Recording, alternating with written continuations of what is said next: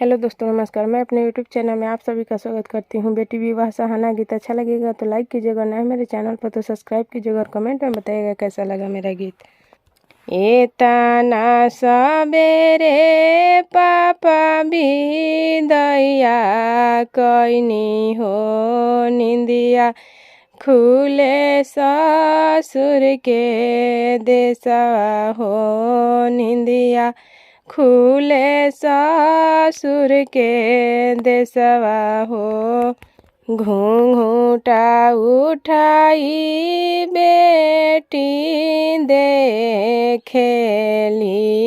कहाँ छूटले नैहर के लोग हो कहाँ छूटले नैहर के लोग हो। रोई रोई बोलेली सुंदर बेटी हो कहाँ छूटली आमा हमरो हो कहाँ छूटली आमा हमरो हो। रोई रोई बोलेली सुंदर बेटी हो कहाँ छूटले पापा हमरो हो कहाँ छूटले पापा हमरो हो। के करा पंजरवा जाई के बैठब हम हो के करा के हम अपन कहब हो के करा के हम अपन कहब हो।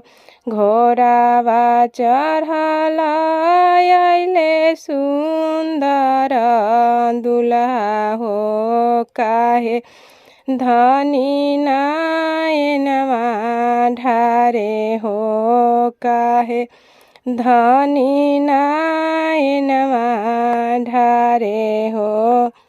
हमारो पंजरवा जाई बैठिह धनी हो हमरे के तू अपन कहिह हो हमरे के तू अपन कहिह हो।